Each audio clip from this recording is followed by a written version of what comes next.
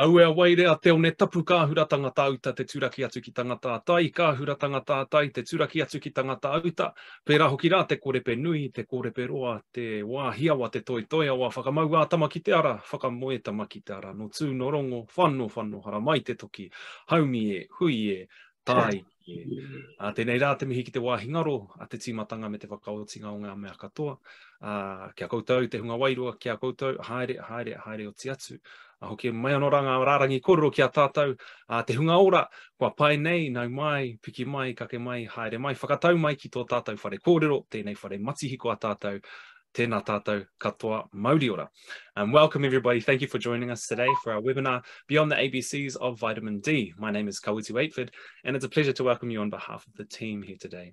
Today's webinar is hosted by a Better Start National Science Challenge, Cure Kids, and the Paediatric Society of New Zealand. A Better Start National Science Challenge is a national collaborative research program working to help children achieve the best possible start in life. Its mission is to find practical, evidence-based solutions that make a measurable difference for tamariki, specifically in the areas of healthy weight, successful learning, and mental health and resilience.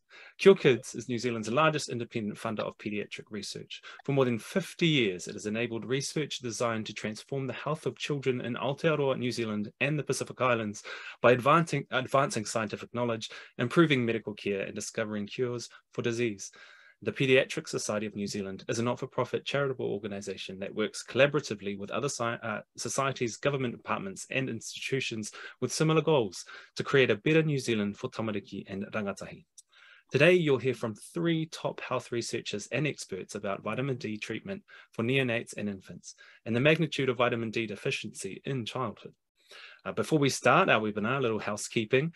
Today's webinar is scheduled for 1 hour, including Q&A. The webinar will be recorded and loaded onto our websites, so you can listen again later or share with others who aren't here today. And all audience members will be automatically muted throughout the session. And of course, our Q&A session at the end of the webinar today, please submit questions using the Q&A function located at the bottom of the Zoom window, not the chat boxes we're all probably used to using. And feel free to upvote questions submitted by others, and our team will endeavour to field those questions to the speakers. So, without further ado, our chairs for today are Professor Wayne Cutfield, the Director of a Better Start National Science Challenge, and Dr Mavis Duncanson, Clinical Epidemiologist with the New Zealand Child and Youth Epidemiology Service, and long-time, long-lost colleague of mine at our days at the Children's Commission. So, Wayne, Mavis, welcome to you, and I hand the floor over. Kia ora, and thank you for that wonderful introduction and welcome, Kawiti. Mavis and I are your co-chairs today, and we will also coordinate the Q&A, which we'll keep for the end of the 3 wonderful presentations. Today, it's all about vitamin D.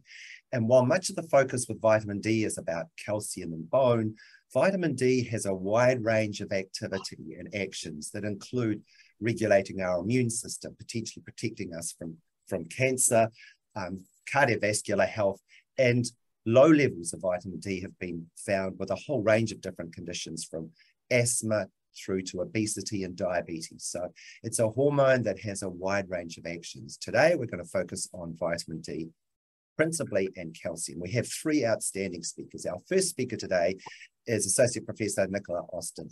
Nicola is a neonatologist who has a particular interest in neurodevelopmental outcomes of preterm and sick newborns, and also has an interest in nutrition, particularly in vitamin D as it relates to neonates and preterm neonates. So without further ado, over to you, Nicola. Kia ora tātou, ko Nicola Austin, tōku ingoa. I trust that you can hear me. Get a thumbs up. I'm very pleased to start the presentations off today, giving a neonatal and perspective and some information really around during the pregnancy stage. So I'm going to outline what the current guidance is from the ministry, give some pregnancy and some baby vitamin D levels, and look at what we do to prevent. First of all, we need to start with some definitions, and it's not secure in the literature, but really severe deficiency is at less than 20. Normal range on our blood tests is 50 to 100 nanomoles per litre. And you can see it's a little bit murky with different people saying insufficiency is somewhere less than 20 or less than 30, less than 35. So but these are the levels that people have been using in the studies. So the ministry developed this compendium back in 2012, updated in 2016, and with just a minor edit in 2020, and really advising the pregnant woman and infants at high risk of vitamin D deficiency should be supplemented in pregnancy.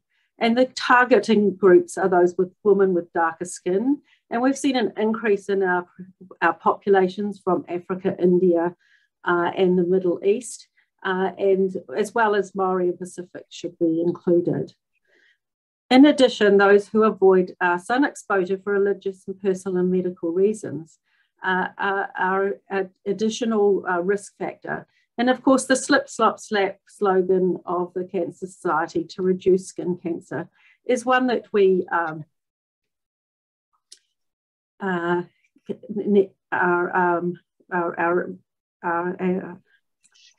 taking off. And there's a chat that says they can't see the screen. Is that just somebody, or will I keep going? We can all see it. Okay. So other risk groups are those with liver and kidney disease, as well as living in the southern parts of the country. South is called below Nelson Marlborough, which is a bit surprising, but definitely we've got some data that shows the issues in New Zealand. For babies, it's very similar.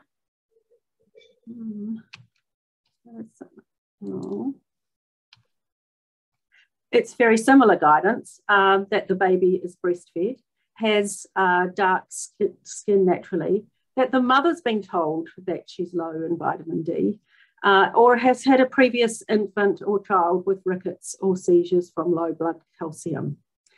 We're quite good at, and have been over the years, at giving vitamin D to preterm and low birth weight babies, but the newer information about giving vitamin D for babies breastfed over winter months in New Zealand has something that probably has not been as well implemented. So what sort of levels are we seeing in pregnancy? Well, again, it is going to be ethnically based, but using the 50 nanomole per litre cutoff, you can see that in different countries around the world, ranging from 20 to 77% in Germany, that there's a wide range. And no one would usually call that sort of percentage of a low vitamin D status low. The incidence in a vitamin D deficiency in infancy, we got some data back in about 20 years ago from cord blood samples in Christchurch and Wellington reported levels below 50 nanomoles in 57%. That's pretty high. And again, the ethnicity groups of Maori, Pacifica and dark skin, as well as those who have the custom of covering their skin, was highly associated. So what about a seasonal variation as well? Well, this Italian study ranged it from 35% in cord levels in very low birth weight babies up to 69% in autumn and winter. Again, not low incidences. So Wayne has indicated this is a ubiquitous vitamin. It's fat soluble. It's essential for human health, and the particular focus has been on bones, but also affects muscle, nerve conduction, and general cellular function. And with COVID, it's been in the focus as well, whether it impacts on respiratory illness. I'm going to give some more information about the concentrations in pregnancy and what associations have been linked to low vitamin D. And really the thought of why supplementation should start in pregnancy. And a year ago, in combination with the College of Midwives and Claire MacDonald, we did a webinar to help increase that knowledge base in the midwifery group. There's 23 Cochrane reviews currently available on vitamin D, so huge range. For the vitamin D supplementation for women in pregnancies was updated recently in 2019. And I think this is information that is not well known, and certainly not in the paediatric population, that supplementation probably reduces preeclampsia and a relative risk of 0.48, so by half, gestational diabetes. And again, vitamin D levels can be lower with obesity, so it is probably important in this group, as well as the risk of having a low birth weight.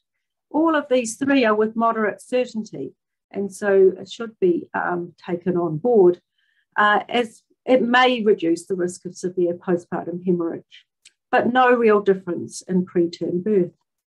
So because calcium is important as well for bones and calcium levels, they also looked at whether vitamin D as well as calcium had a benefit, and did not find that. They still saw the probable reduction in preeclampsia, but not in gestational diabetes, but these studies were quite small. For the term breastfed baby, again, this Cochrane review has been recently updated, and they were looking at whether it prevents deficiency and improved bone health. So 400 international units, which is our current dosage that we use with the new Puria, was seen to may reduce the incidence of deficiency, defining it as less than 50. But there's been insufficient evidence in looking at the assessment of bone health. Does supplementing the mother during lactation help? Well, it certainly may increase vitamin D levels, reduce deficiency, and biochemical rickets. So it's certainly warranted to look at this further. There's quite wide-ranging dosages, and most of the studies have been in high-risk populations, not the cross populations. This study, which Cameron, who's talking later, was involved with, looked at mother-infant pairs and comparing placebo, both the mother and baby, with 2 doses in the mother, 1,000 units or 2,000 in the 3rd trimester, and baby doses of 400 and 800. Now, it's a North Island population, so their background vitamin Ds were in the normal range, around 60, and we can see that supplementing of either dose increased the mother's vitamin D level by 36 weeks gestation. Babies are born with lower levels, but again, with those that were supplemented, they were in the normal range, whereas those that weren't, the babies had lower levels and were often deficient. We can see that over time, 2, 4, 6 months, that those who had the higher maternal supplementation, which continued after during lactation, had the highest levels. But and still higher at 6 months, but the placebo and the lower supplementation were equal. And what we don't know, of course, is what the feeding was during this time. By 18 months, all groups were equal. They also reported on the seasonal variation. 20 nanograms is equivalent to 50 nanomoles. And so, again, most of the levels were in the reasonable level, but significantly lower levels by about 50 nanomoles between summer and winter. And the different dotted lines represent the different supplement groups. But I really just wanted to show this to confirm that in New Zealand, even in Auckland, there is a seasonal variation. So we get vitamin D from 2 sources.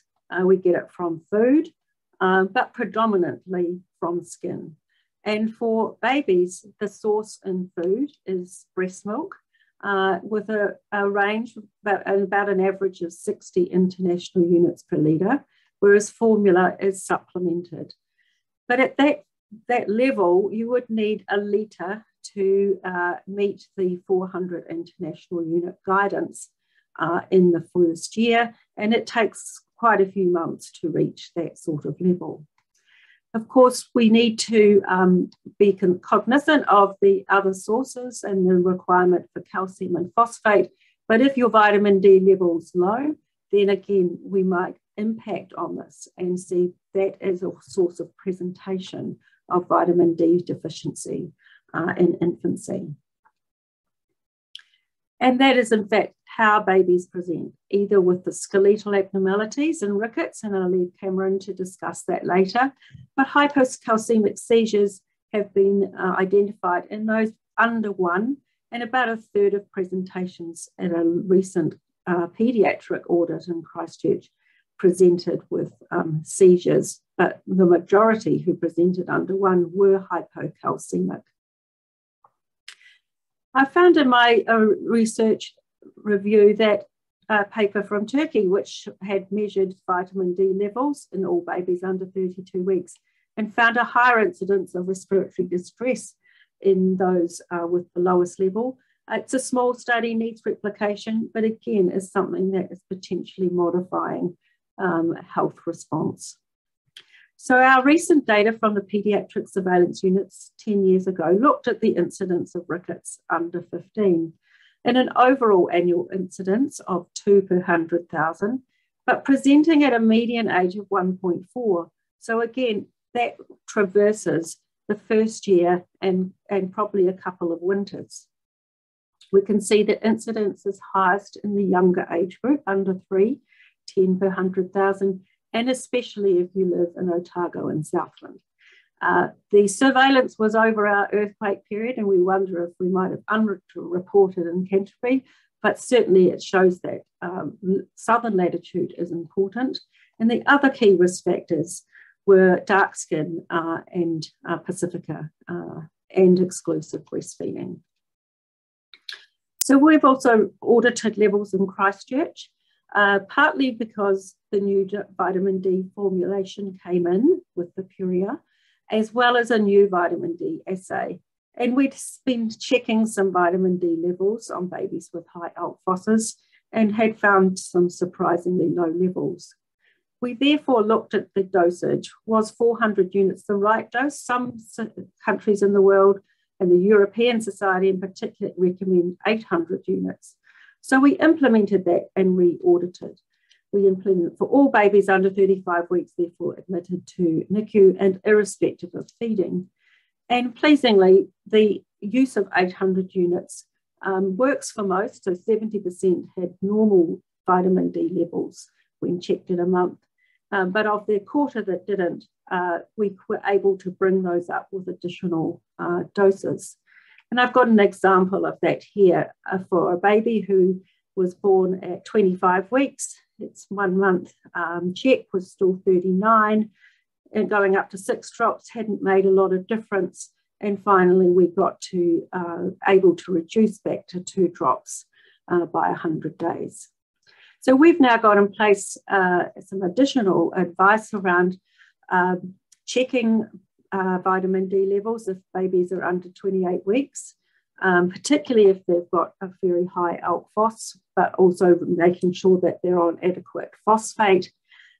Once confirming, we check the levels every 2 weeks, and in particular those with cholestatic liver disease, we find they need higher levels and need to be checked 4 weekly, but also making sure we know their overall calcium phosphate status. As I said earlier, we've nailed the care of the under 2.5 and preterm infants, and we need to do better in those that are 37 weeks or more in the high-risk populations, as most of these do not require NICU or SCBU, and it's an equity issue for these particular ethnicities. The Well Child Tamariki Ora book does give a bullet point that vitamin D supplements for high-risk babies should be considered during the first week. There's information on the ministry in a number of languages, which is helpful. The GP may know of vitamin D status, but again, I reiterate that it is not needed to test for that, just using the risk groups of ethnicity and dark skin. And to assist once the prurigia was introduced, Kids Health also developed a parent information sheet supporting breast milk as being the ideal food, but indicating that supplementation has benefits for these babies. So in summary, we advocate vitamin D to prevent deficiency, 400 international units, pretty easy, just one drop, starting by 1 week of age, irrespective of feed type, certainly in that first year, and focusing on high-risk babies. Thank you. Thank you, Nicola. That was a wonderful overview of vitamin D, certainly in infancy and during pregnancy. I'm sure there will be many questions that will follow. And now I'd like to introduce our second speaker, Dr. Tim Jellyman. Tim is a general paediatrician and is also the Chief Advisor for and Youth to the Ministry of Health. And Tim's going to talk today about vitamin D supplementation for infants. Over to you, Tim. Thank you very much, Wayne, for that introduction. Kia ora koutou, ko Mongakiki, te Maunga, ko Waitemata, te Moana, ko tangata tiriti aho, e noho ana aho tamaki makoro, ko Tim Jellyman tōku ingoa. It's my privilege to bring to you a brief audit. The question is, how well are we doing? And we looked, the audit is against our current guidelines, and then I will reflect briefly on policy and implementation. So as Nicola has well introduced, we have a guideline, and the question was, as we focus on the infancy stage and babies with risk factors, how are we doing against this guideline? And I think this has been covered already. So we've had these guidelines around for 10 years with very limited revision over that time. And just to note that formula as a source of vitamin D has been fortified from the middle of the 20th century. But in this whole discourse, we need to be careful that we don't undermine the very important message that breastfeeding is best. So I've come to our audit, which is really questions against that guideline. Firstly, what was our overall prescription rate for breastfed babies? And then looking at those risk groups, those breastfed over winter months, southern latitude, naturally pigmented skin. And we also looked at rates for low birth weight babies. Our data sources were the pharmaceutical collection, and in particular, we could look at those community dispensed records. So those are the ones visible in our computer systems. These are medicines that have been picked up from a community pharmacy. Realizing this is on a pathway from prescribing. So you have prescribing, then you have dispensing, then you have adherence. And it's right in the middle there. So there's some limitations with this approach, but it gives us a ballpark figure how we're doing. We also looked at the maternity collection, and for a 2-year period gathered 2 years of births, and looked at the field which tells us whether the baby was recognised as breastfed, fully or exclusive at 6 weeks of age. That's a record kept by maternity carers. And we cross-matched this with the national minimal data set, which registers if they're low birth weight as well. So we've got quite a bit of information readily available looking at those broad groups. So over those 2 years, the total number of births was close to 120,000 births, as we would expect. And of that group, at 6 weeks, we have a record of 64% who are fully or exclusively breastfed. That's another topic. Why aren't we higher than that? But moving on to the vitamin D prescription rate, if we look overall, just over 9,000 or 8% of the fully or exclusively breastfed babies were dispensed medicines. The babies, if we look at the winter months as one group, and we look at the breastfed babies that were born in those months, May to August, 25,000, out of those, the dispensing rate was around 10%. So not much more actually than the overall rate. If we look at southern latitude babies, we took south of Nelson as a group and by district of birth. Of these, how many were prescribed for or dispensed, I should correct there. We reach once again 8.2%, which is really not much different to the overall rate. And so that's a key observation. Ethnicity is really important, but noting that ethnicity is a proxy for natural skin pigmentation. But we do know that our Indian and African babies have a high level of skin pigmentation, and as do our Pacific babies and Maori babies. Note here that European is right in the middle, and we should see that Maori, Cook Islands, Samoan, Tongan, the Pacific Island group should be well to the left, as should Maori should be well to the left.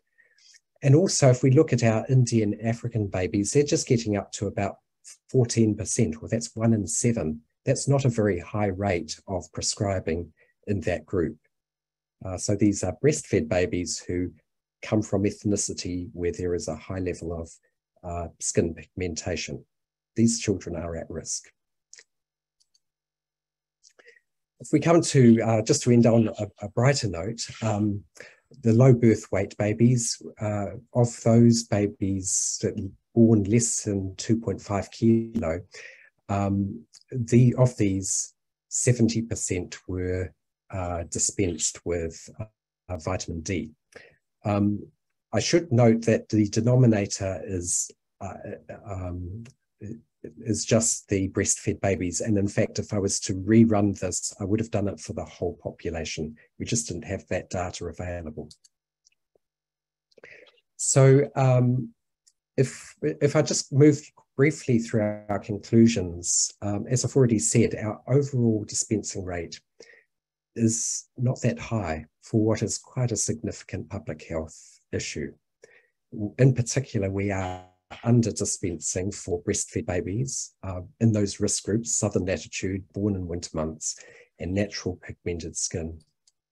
And as I've pointed out, there is an equity gap or a failure of our clinical health system response to address a higher risk in Maori Pacific groups and Indian African children with pigmented skin. So we are underserving this population. The higher dispensing rates we did observe for low birth weight babies across our 2-year sample. So just to reflect briefly on policy, and this would be a very high level view of some of the issues. If we look at the guidelines we've got currently, they require frontline interpretation. So the clinician in the room needs to make an assessment of risk factors and act on that. And there's a number of things that they need to consider. So it does require that frontline assessment.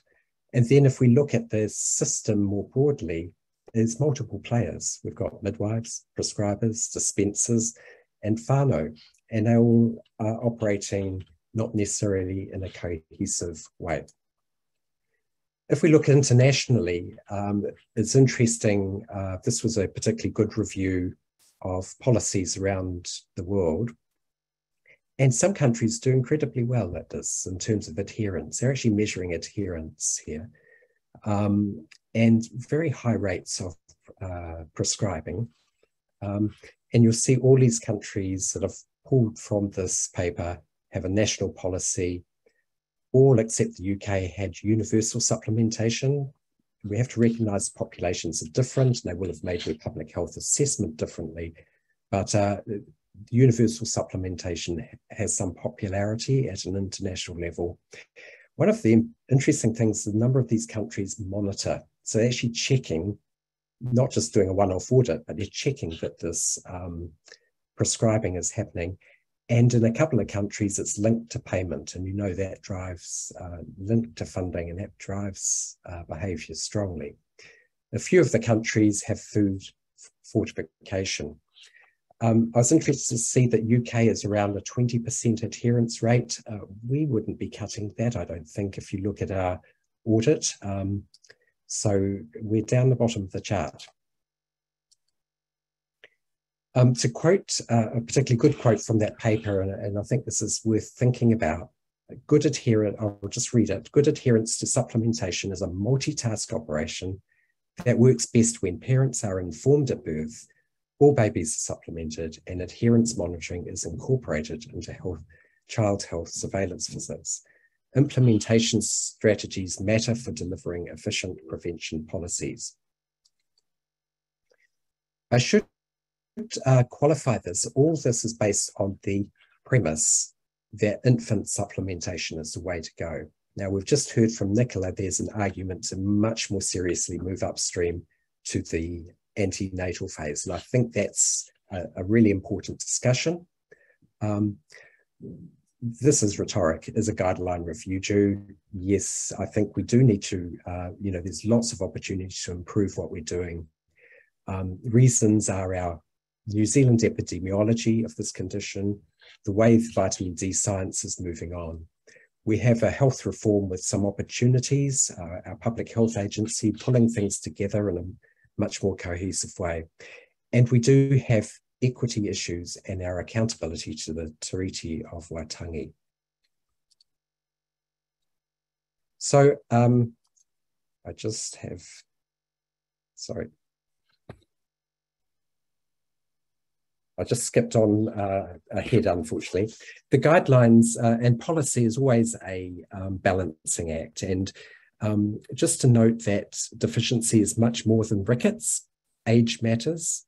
Sun exposure has good factors and bad factors. We need to weigh that up. Sun exposure across the country and in various communities varies. Nutritional intake varies. What is the public health policy and approach which will achieve equity? And what is the acceptability to the population? And this, we think about public health versus individual clinical approaches. And as I said at the beginning, we don't want our response to vitamin D and our to at all undermine breastfeeding messages. So I think there's quite a lot to weigh up here to make a considered approach forward. I'd like to acknowledge Dr. Nicola Graham, Paediatric Registrar, who initiated the audit data collection, Professor Barry Taylor, who supported the work, and the Ministry of Health data team, who are very helpful with gathering the information. Thank you very much. Thank you very much, Tim, and illustrating a matter dear to my own heart about how administrative data and those big data sets can actually help us to understand what is happening and to improve equity and in fact to honour Te Tiriti o Waitangi. It's my great pleasure now to introduce Professor Cameron Grant, who is our final speaker for this webinar. Professor Grant is a general paediatrician at Starship Children's Hospital and Head of Department of Paediatrics, Child and Youth Health at the University of Auckland. Professor Grant has investigated child health consequences of vitamin D deficiency and also looked at the use of vitamin D supplementation to prevent acute respiratory infections. I'll hand over now to Professor Grant. Oh, kia ora tātou. No kote ana oku mātua te puna. I whana māho ki o tautihi. Ke tamaki makarara aho e noho ana. Ko Cameron Grant toko ingoa. Thank you, Mavis, and thank you very much, Nicola and Tim, for your wonderful presentations and all the information you've covered. My talk is going to be a little bit more constrained. I'm just going to be talking today on vitamin D and rickets. And just got 3 objectives for this presentation. Firstly, I want you all to be able to recognise that rickets is a disease to which humans have been vulnerable for centuries. I want to be able to identify the significance of rickets as a determinant of health, but also our lack of knowledge still about this disease. And lastly, to recognise which children are vulnerable to rickets in Aotearoa, New Zealand. So beginning with the first objective. So rickets is a term that was first coined in the mid-1600s, possibly related to the German word ricken, meaning twisted. And rickets in the 18th and 19th century, before the Industrial Revolution, was a disease of the affluent, related to styles of clothing and spending most of the time indoors. This then changed with the Industrial Revolution in the 19th century. And rickets became a very prevalent condition, present in 50% of children in inner city neighbourhoods of the UK, Europe and USA. More than 25% of children in the UK in the 1920s had rickets. This picture here of the Garngad slum in Glasgow, Scotland, gives you an indication of a certain absence of sunlight and a lifestyle that's not conducive to being outdoors. The prevention of rickets was really one of the early public health success stories. Absence of sunlight and poor nutrition were recognised as probable causes in the 1860s. The relationship with increasing latitude was recognised in 1890. A randomised controlled trial of cod liver oil was conducted in the Columbia District in New York in 1916. And in the 1920s, ricket was shown to be a disease treatable with sunlight exposure. And the effects of treatment were quite dramatic, as shown in this slide of little baby HG at 8.5 months of age in A and at 10 months of age in B, and the difference in the health of this baby following exposure outdoors. Rickets was shown to be preventable with vitamin D supplementation, and a major health problem became a rarity in the 1930s. I think people thought they'd solved this problem. So first objective was for you to recognise that rickets is a disease to which humans have been vulnerable for centuries and have prevented, and that our lifestyle patterns that interfere with our ability to make vitamin D will result in rickets. And I presented to you here some examples of this from several centuries.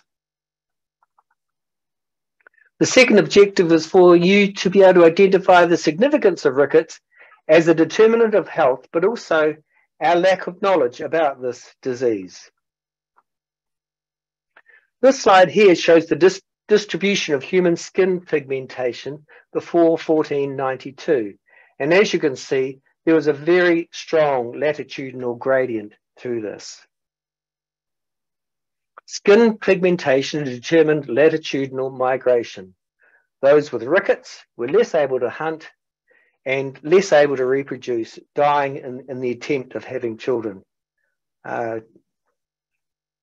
Today, rickets in childhood still has devastating consequences. It is one of the most common non-communicable diseases of children in the developing world. And it's still poorly recognised by health systems and by society in general as being a major problem. So what is rickets? Well, rickets is a disease that occurs in growing children owing to failure of mineralisation of the growth plate and osteoid matrix.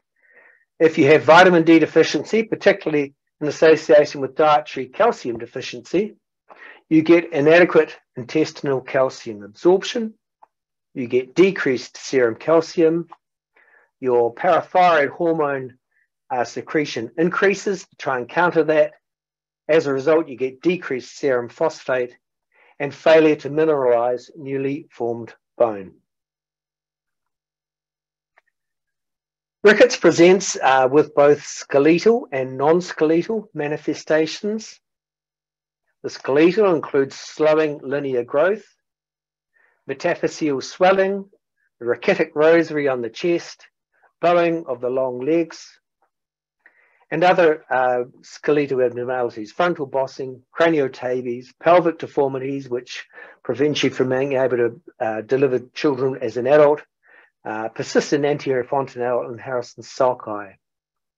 The non-skeletal presentations, which Nicola touched on in her talk, including hypocalcemic convulsions, hypocalcemic cardiac failure, hypotonia, delayed motor milestones, carpopedal spasm, and effects on the dentition, enamel hyperplasia, delayed dentition, and an increased risk of dental caries.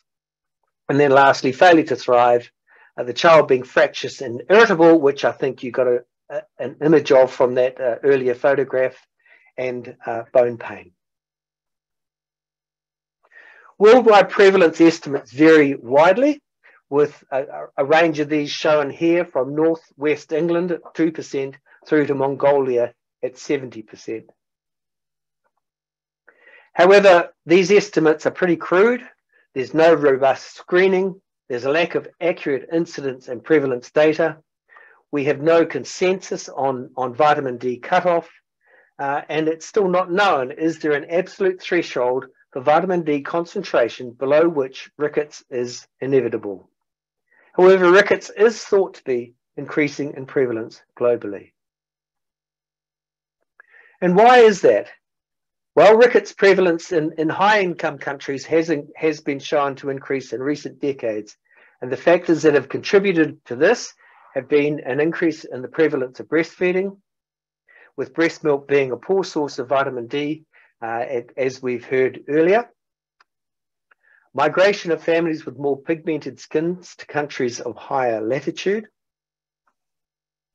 Avoidance of direct sunlight because of the risk of skin cancers. And most recently, the impact of COVID-related lockdowns. So my second objective was for you to be able to identify the significance of rickets as a determinant of health, but also a lack of knowledge about this disease. So as I described, rickets really determined global migration patterns. It's caused by a failure to mineralize newly formed bone. Vitamin D deficiency is the cause in most cases, and clinical presentations include both skeletal and non-skeletal manifestations. So my third objective is to help you recognize which children are vulnerable to rickets in Aotearoa, New Zealand. And I know we have talked about that a little bit already, but there are a couple of points that I think deserve particular emphasis. The first is that vitamin D production in the skin is negligible at all latitudes in New Zealand. Sure, we might be able to be exposed to a little bit more vitamin D in Auckland than in Dunedin, but let me tell you, trying to sunbathe in Auckland in July is really hard. The rain keeps on washing the sunscreen into your eyes, and that really hurts. Vitamin D deficiency is prevalent amongst New Zealand newborn children. Nicola presented data from this study, which enrolled children from Wellington and Christchurch. If we look at the proportion of these children who had a vitamin D level less than 25 nanomoles per litre, which is thought to be the level at which rickets becomes a significant risk, that was around 1 in 5 of these children, apparently healthy children living in Wellington and Christchurch. Winter month of birth was important, and non-European ethnic groups were the strongest risk factor. The risk was increased for Māori, but the risk was increased significantly more for Pacific and for other non-European ethnic groups. This slide here presents data from a prevalence study on vitamin D deficiency, which we completed in Auckland from 1999 to 2002, where we enrolled an ethnically stratified sample of children living in the Auckland region. And I present this slide to highlight to you the significantly increased risk of vitamin D deficiency low enough to cause rickets, particularly in Pacific children. Their risk is approximately 7 times higher than that of European children, compared to the risk in Māori, which is about 3 times higher, and in children of other ethnic groups, which is around 4 times higher. We also completed an audit around the same time of fluoride vitamin D rickets in Auckland. We found 18 children during 1998 who presented to hospital with rickets. And this slide here shows the ethnic proportions of that small sample.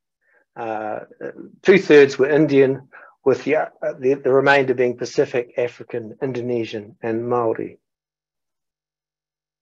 Age range was 3 to 36 months. So my third objective was for you to be able to recognise which children are vulnerable to rickets in Aotearoa, New Zealand. I believe all children born in winter anywhere in New Zealand are vulnerable. I believe Pacific children are at particular risk, and I'm not sure that we have really focused on that sufficiently. Indian children are at particular risk, which I think we are aware of, and children whose mothers have reduced sunlight exposure are at risk. So, just to go over things again. Vitamin D and rickets, a disease to which humans have been vulnerable for centuries. Rickets determine global migration, one of the most common non-communicable diseases of children in the developing world. Vitamin D deficiency is the cause in most cases. Clinical presentations are both skeletal and non-skeletal. And which children are vulnerable to rickets in Aotearoa, New Zealand? Those born in winter, those of Pacific and Indian ethnic groups, and those whose mothers have restricted sunlight exposure. Thank you for your time and hopefully your attention.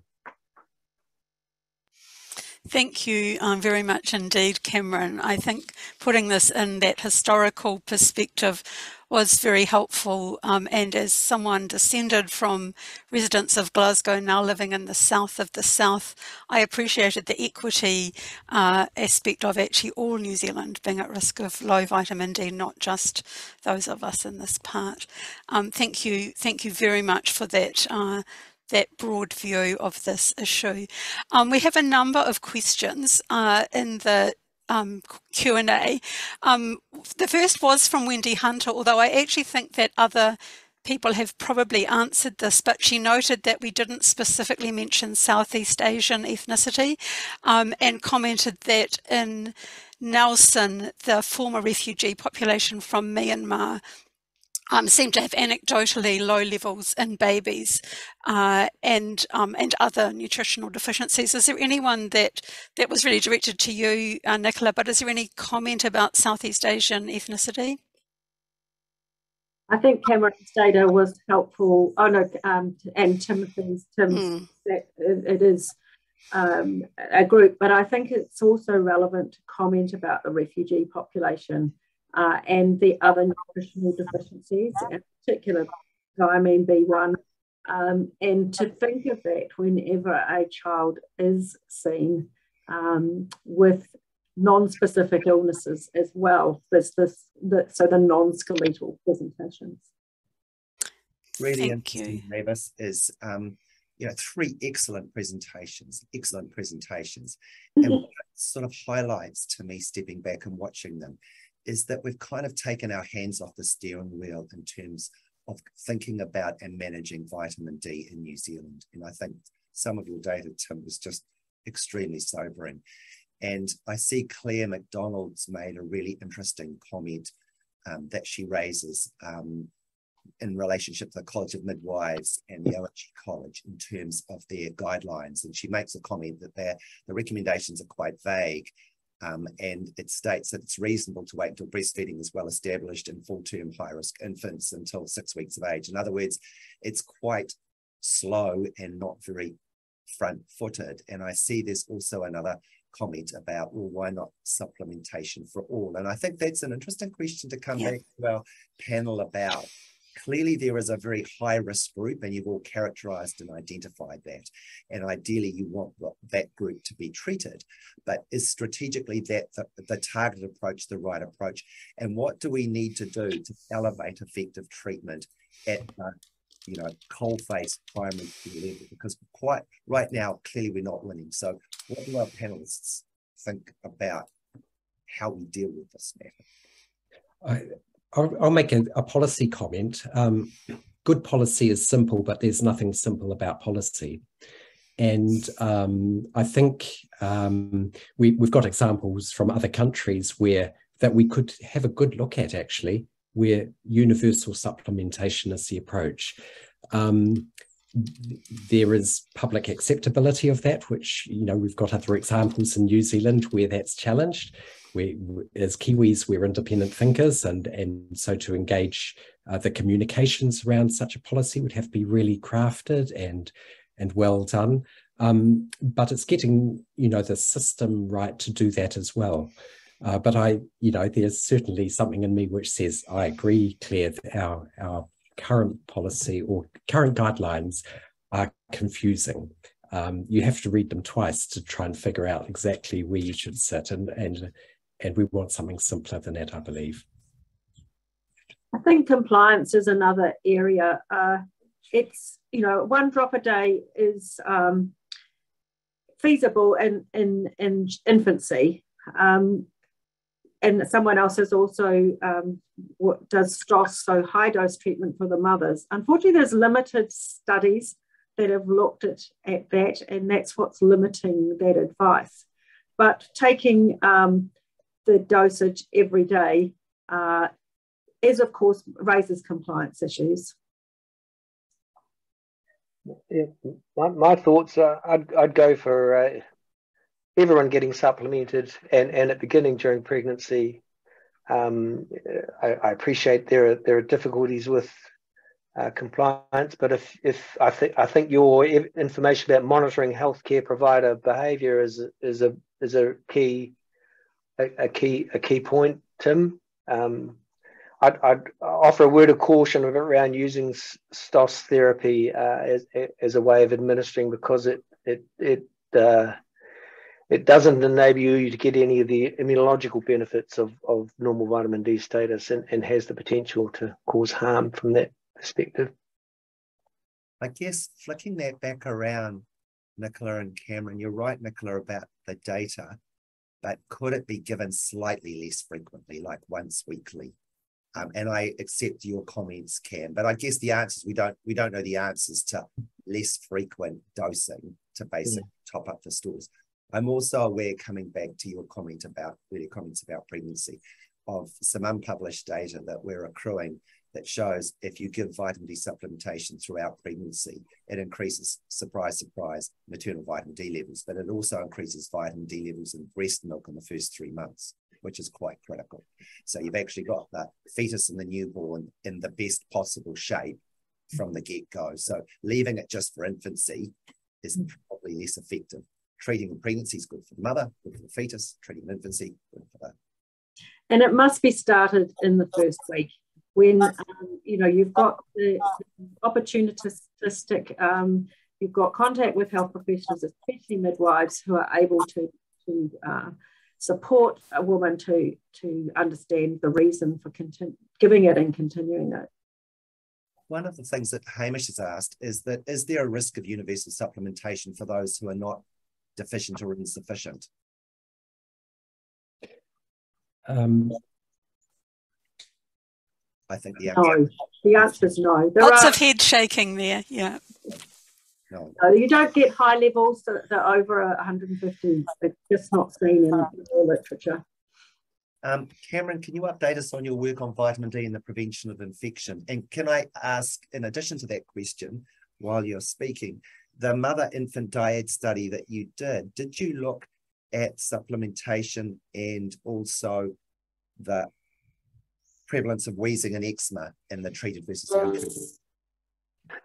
Thanks, Wayne. So, there have been 2 big global meta-analyses of vitamin D supplementation to prevent acute respiratory infections, involving tens of thousands of participants, and despite a large proportion of them being relatively vitamin D sufficient, these meta-analyses have shown that vitamin D prevents acute respiratory infections. We've shown in the New Zealand context that if you supplement beginning in pregnancy and carry on to age 6 months, you prevent primary care respiratory infection visits up to age 18 months in the children, which is interesting. And also showed in that same study that you significantly reduce the proportion of children who has a skin prick test positive to the house dust mite and to some food allergens. The study really wasn't big enough, though, unfortunately, to show a clear effect on disease presentation. At the moment, we're doing a study looking to prevent recurrent respiratory infections for hospital and primary care presentations by enrolling children who've been hospitalized with acute respiratory infection, because we know this is a group who get recurrent disease. And Marissa Van Aragon's doing that work as her PhD thesis at present. And I'm just meeting with a diploma student later this afternoon. She's doing a little project looking at what has been the impact of COVID lockdowns on hospital presentations with low vitamin D. We have, are there any you wanted to address, Mavis? We have many questions. A lot of them are fairly common about the need for universal treatment, and that isn't being consistently applied by some LMCs. There was an earlier question that disappeared, and it related to, I can't remember who it was, who said that he has darker skin and his family high prevalence of vitamin D deficiency, and yet his children go to school and they've never been sunburned and they are forever protected by the sun. And have we got the balance right between sun exposure and sun protection? Because we seem to have gone from lots of sun exposure now to almost sun avoidance. What do the panel think about that? Have we got it right? I think the levels lower in the first year is what, and that's where sun exposure is limited. The data after that I'm not as familiar, and Cameron might be, but it's less, there's less fluctuations because of course they're not starting at such a low level, and there's food fortification going on after 6 months. Cameron, did you want to comment? I mean, vitamin D deficiency, biochemical vitamin D deficiency, certainly not rare in childhood, is it? No, certainly not rare. No, I think our sun is incredibly hard to use safely. It's I think we have to find another way of maintaining normal vitamin D status. But I am concerned for the other health benefits of being able to play outdoors and how much that gets restricted in children. There's a lot more to playing outdoors than just sunlight. There is one practical question that Tim might be able to help with, which is whether vitamin D is funded by Pharmac for all infants, or is it only for those that are high risk? Yeah, so the prescription is funded. So to prescribe is a clinical decision by the prescriber in partnership with the family. So if the prescriber, registered professional, prescribes it, Pharmac will pay for it. Because it's a clinical decision that's guided by the guidelines, which is quite different to our other special authorities that have auditable criteria. So I think that answers you. I'm not sure we're going to have time for any more questions. What I have to say about the Q&A today was the enthusiasm, the passion, and the lots of text that came. And I think this is an audience who really got into your presentations. And I think it reflects the quality of your presentations and how interesting they were. Now, perhaps it might be time now to hand over to Kawati to close our meeting. A great webinar, a really great webinar, really interesting. And I think the audience participation reflected that. We had a huge number of questions and comments. Yeah. So thank you all. Brilliant. Absolutely, just echoing those sentiments as someone who's just had a baby a day and a half ago, and with both myself and my wife having supplemented with vitamin D over the course of the pregnancy, I'm really glad to hear all that. So without further ado, thank you again, everybody, our audience members and our panelists. Cheers. Mihi ana kia tātou. Nā reira, kia kapi atu. A tā tātou hui ki te karakia. Unuhia, unuhia, unuhia, ki te uru tapu nui, kia wātea, kia māma, te ngākau te tinana, te wairua i te ratakatū. Ko ia rai rongo whakairia, ke kirunga, kia tina, haumi e, hui e, tai ki e.